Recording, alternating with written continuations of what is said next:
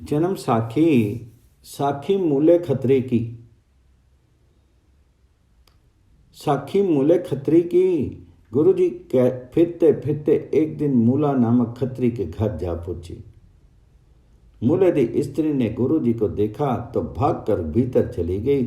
जाकर के पति को कहने लगी कि आपका एक दोस्त जिसका नाम नानक है वह बुरी हालत में आया। आगे तो घोड़ी पालकी पर सवार होकर के आता था और पोशाक भी अच्छी होती थी, परंतु आज तो ऐसे मालूम होता है जैसे किसी ने उसे लूट लिया है, और ऐसा मालूम होता है कि तुमसे कुछ मांगने के लिए आया है, अब तुम छुप जाओ। इतने में गुरुजी ने मूले को आवाज दी। तब मूला भीतर कोठरी में जा छुपा। अब गुरुजी ने उसकी स्त्री से पूछा कि बीबी जी मूला कहाँ है? तब उसने कहा मूला तो घर नहीं है। तब गुरुजी ने जोर से कहा, हे मूला, हम तो तुमको मिलने के लिए आए हैं और तू आगे से छिप कर बैठ गया। तब मूले के कर्तव्य पर एक श्लोक कहा, नाल कीड़ाणा दोस्ती एबे करे गुआऊ, मरन न जापी मूलिया आवे कित्ते थाऊं। ये श्लोक उच्चारण करके गुरुजी पीछे लौट पड़े और आकर के बाहर बैठ गए। उधर मूला जब कोठरी में छुपने गया तब उसे वहां जाते ही सर्प ने काट खाया। भाग करके बाहर आकर के कहने लगा, हे भली लोग, वह साधु किधर गया है? वह कहने लगी, वह तो बाहर चला गया। अब मूला बाहर की ओर चला, परंतु उसे अब जहर का विष चढ़ने लगा।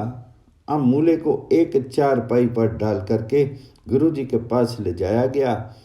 अब यह बात प्रसिद्ध हो गई, गुरुजी मिलने आए थे, परंतु मूला कोठरी में जा छुपा तथा वहां उसे सर्प ने काट लिया, जिससे उसकी मौत हो गई। फिर लोगों ने गुरुजी से फरियाद की, हे महाराज, मूले से भूल हो गई है, आप कृपा करके प्राण दान दीजिए। आप तो दयालु तथा काल के भी काल हो, यमराज तो आपका एक साधारण सा अनुचर है। तो गुरुजी ने कहा, हे मित्रों, मूला तो मर चुका है, सबके दल्ले की मुक्ति नहीं होती, परंतु इसकी मुक्ति अवश्य होगी। अंत समय इसने हमारा दर्शन किया, हम इसकी सद्गति जरूर करेंगे। अब तुम इसे शीघ्र घर ले जाओ। उस समय अंतिम श्वास थे। मूले को लोग घर ले आए, जहां आते ही उसके प्राण पखेरु उड़ गए, परंतु गुरुजी के वर से उसकी मुक्ति होगी। उधर लोग श्री गुरुजी का यश गायन करने लगे। फिर उसका अंतिम संस्कार किया गया। तब गुरुजी ने उन सब नर नारियों को श्री मुख से एक पवित्र उपदेश दिया और चल दिए।